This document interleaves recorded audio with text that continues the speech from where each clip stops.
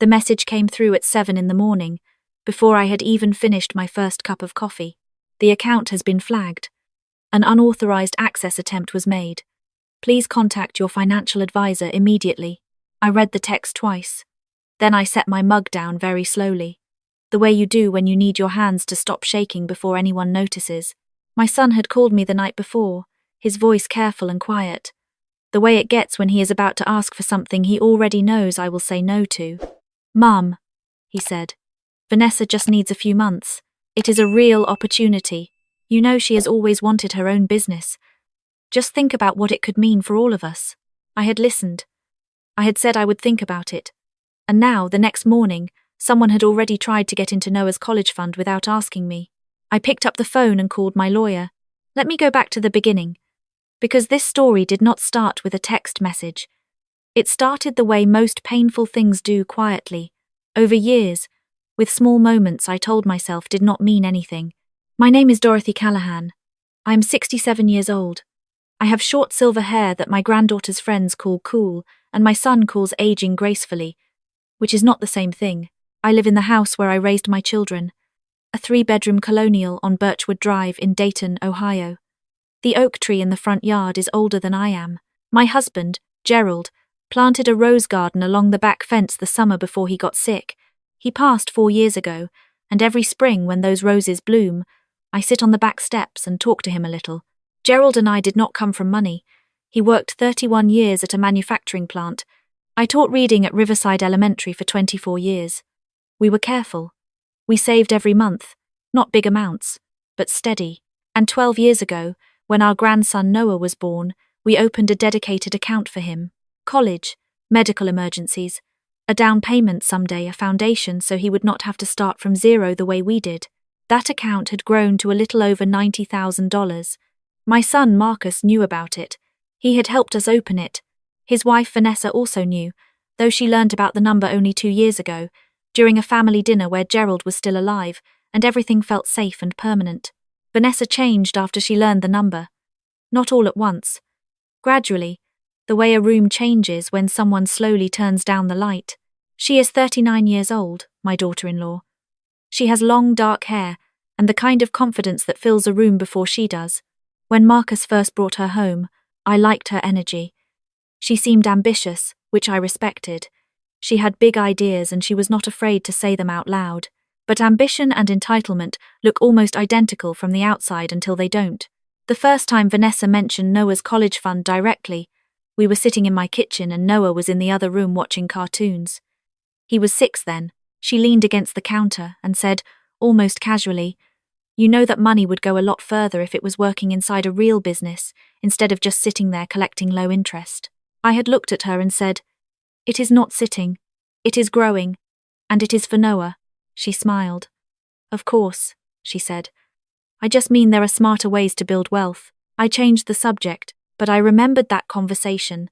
The way you remember a smell, it comes back to you later when you are not expecting it. Over the following year, she brought it up 3 more times, each time differently.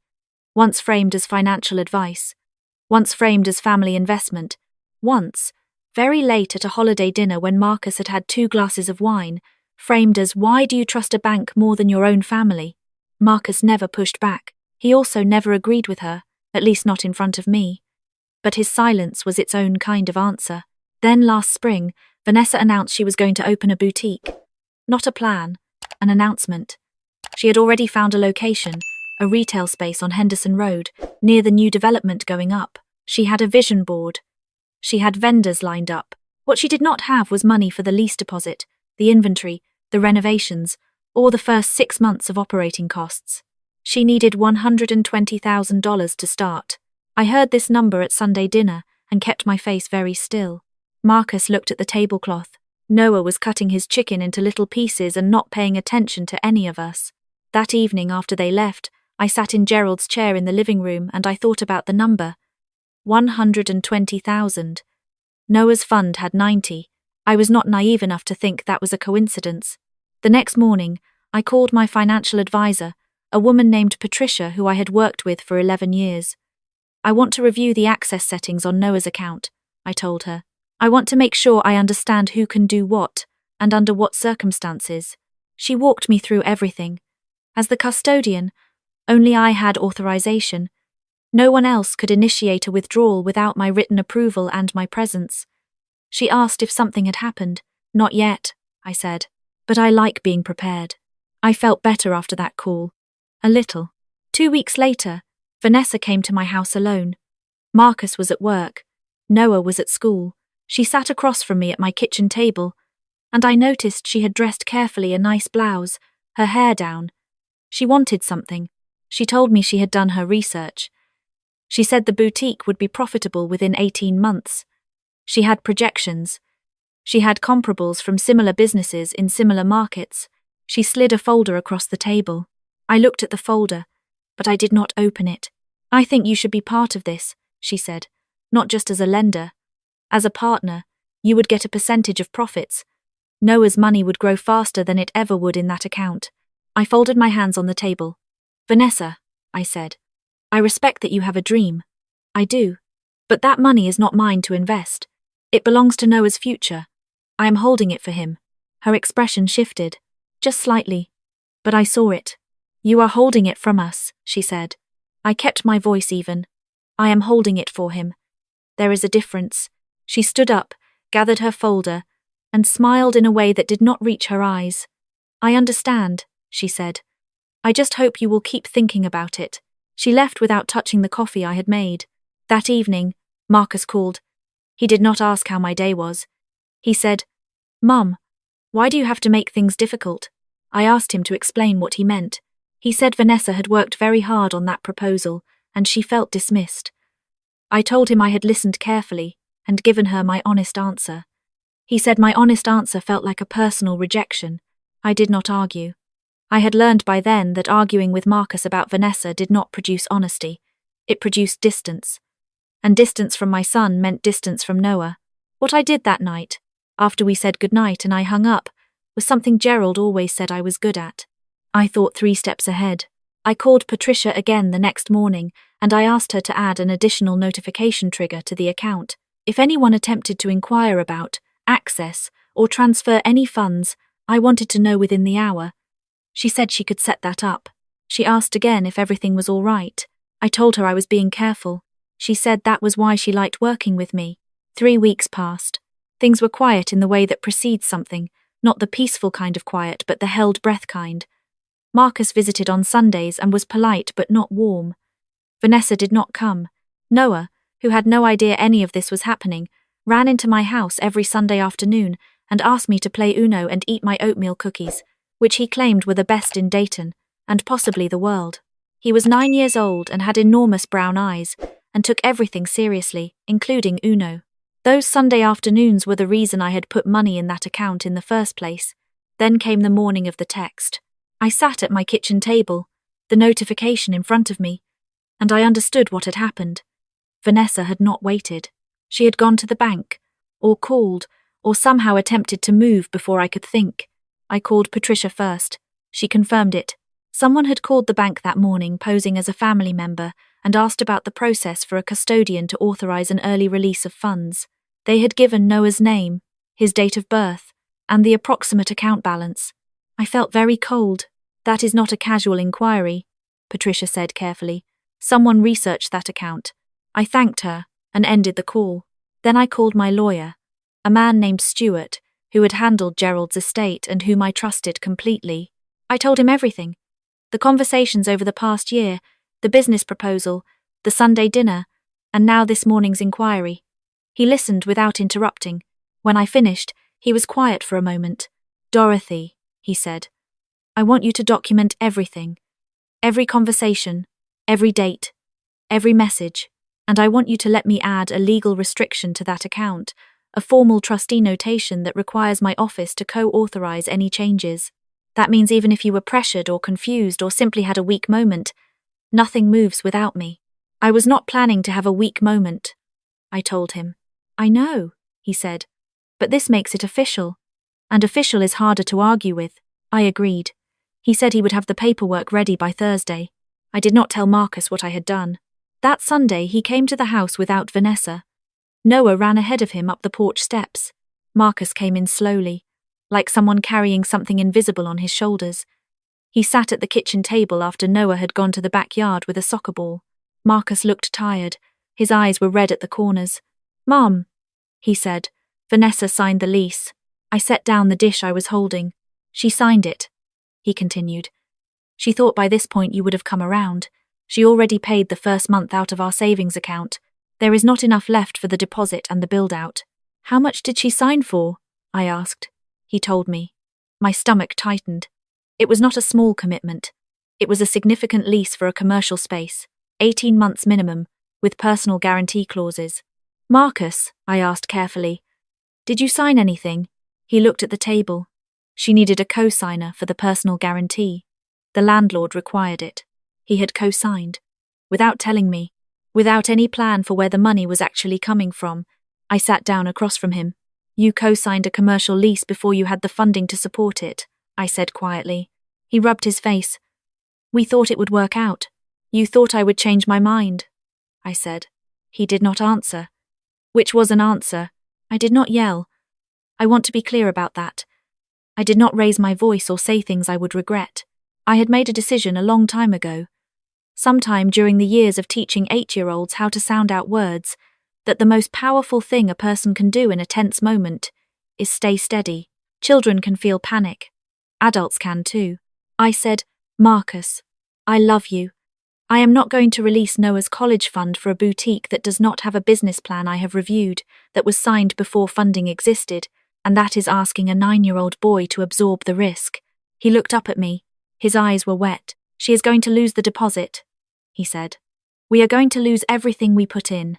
"Then she should have waited until the money was secured," I said. "I am sorry. I truly am.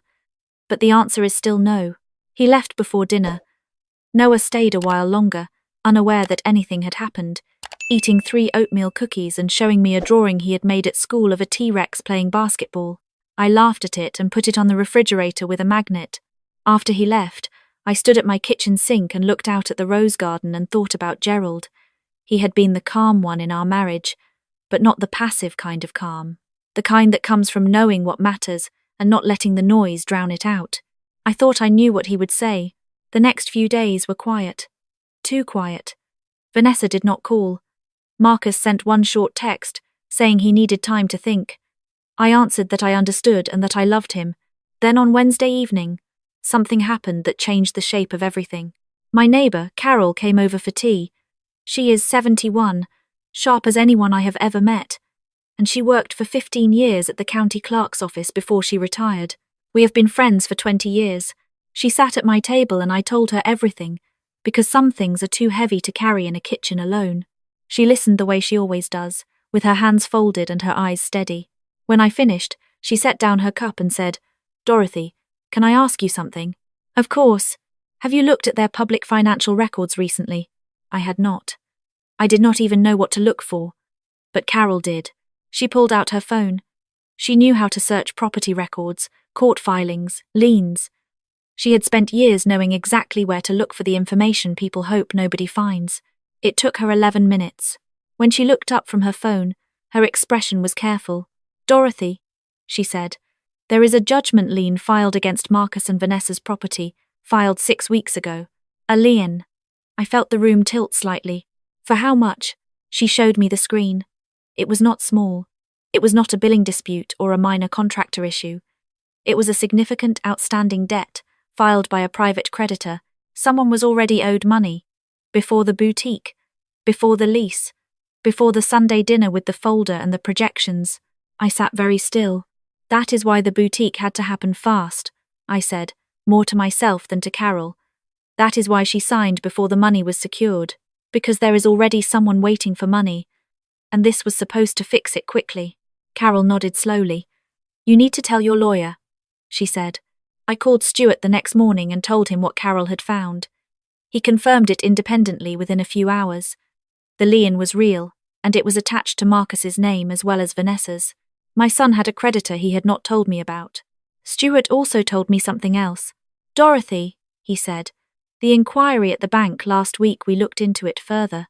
The person who called gave information that only someone with access to your personal documents would know. Noah's full name, his birth date, the account number, and the approximate balance. I felt a chill move through me.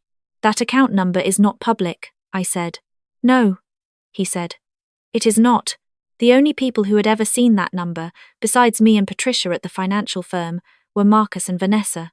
Gerald had written it down once in a household file we kept in the second drawer of the desk in the study. I walked to that desk after I hung up. I opened the second drawer. The folder was there, but it had been moved. I keep files in a very specific order, Gerald insisted on it, and I had maintained it for 40 years. The folders were slightly out of alignment. Someone had been in my desk. I called Marcus. He answered on the second ring. He sounded like he had not been sleeping well. I said his name and then I waited. A long pause. Mom, he started. I need you to tell me the truth, I said. Did Vanessa go through my desk? Silence. Marcus. She was looking for something to help make the case, he said finally. She thought, if she had more information about the account structure, she could show you it was flexible. She went through my home, I said. He did not respond. She looked through Gerald's private financial files, I continued, and then she used that information to call my bank and try to access Noah's money. Mum, answer me, I said. Yes or no? Another long pause, then quietly, yes. I had been prepared for many things over the past weeks. I had thought through scenarios, made phone calls, reviewed documents, but sitting in my kitchen, hearing my son confirm that his wife had gone through the drawers of the desk where Gerald used to balance the checkbook every Sunday night, I felt something that I had been working hard not to feel. I felt grief. Not anger. Grief. Because this was not a stranger. This was the woman my son had chosen. The woman my grandson called Mum. The woman who sat at my Thanksgiving table and ate my green bean casserole. And she had walked into my house, gone into my study, and treated my family's private history like a resource to be extracted. I told Marcus I needed him to come over. Alone. He came that evening.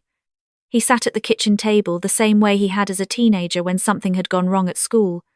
Head down, not quite looking at me, waiting for whatever came next. I did not drag it out.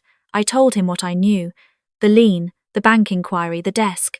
I laid it out clearly and without cruelty. He did not deny any of it. How much do you owe? I asked. He told me. It was more than I had imagined. The boutique had not been a dream. It had been an escape hatch.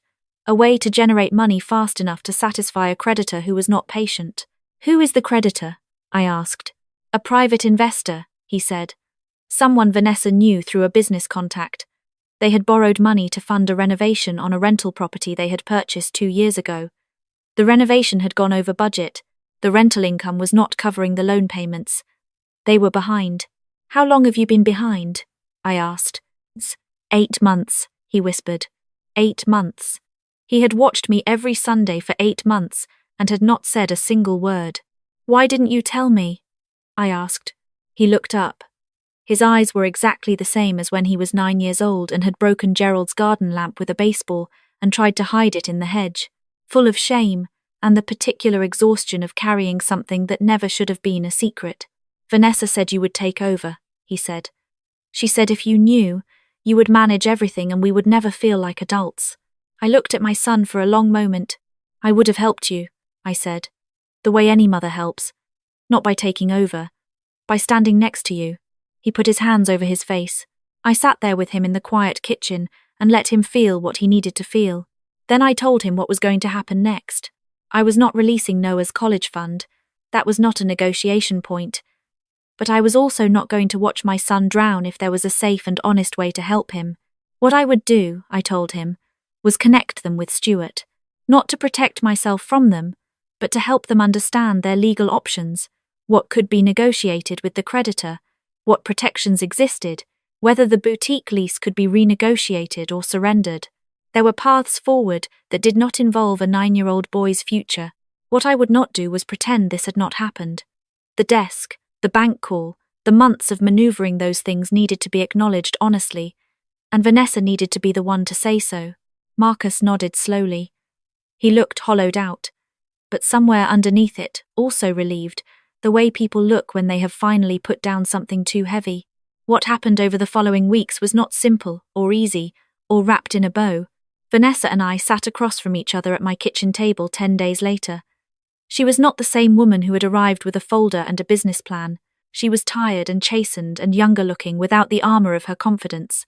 She told me she had convinced herself she was helping everyone, that the boutique was going to solve every problem at once, that I was being stubborn for no reason, that the money was just sitting there being wasted. I listened. Then she said something that surprised me. I wanted to prove I could build something, she said. My mother never worked. She always depended on my father for everything. I did not want to be that. I wanted Marcus to see me as capable. I did not want to be someone who asked for help. I understood that more than she knew. But you took, I said gently. Instead of asking, you took. And those are very different things. She looked at the table. I know, she said. The creditor issue was resolved over the following 2 months through a structured payment plan that Stuart negotiated.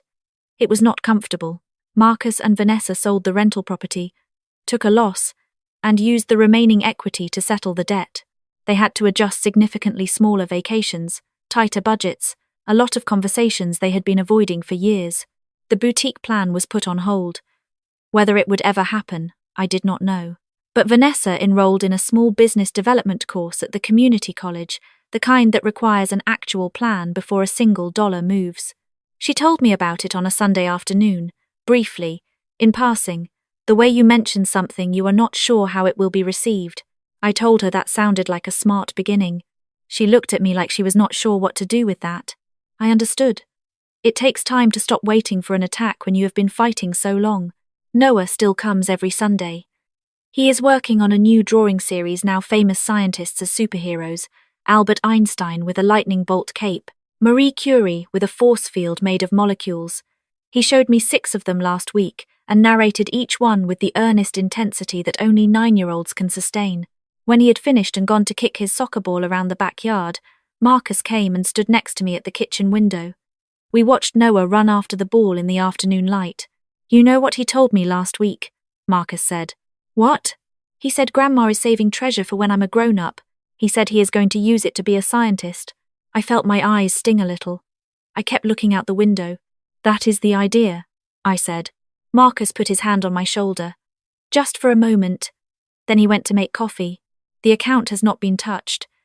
Every month the balance grows a little more, quietly and steadily, the way Gerald and I always intended. It will be there when Noah needs it for tuition, for a first apartment, for whatever life requires of a young man who currently believes he can be a superhero with a molecule force field.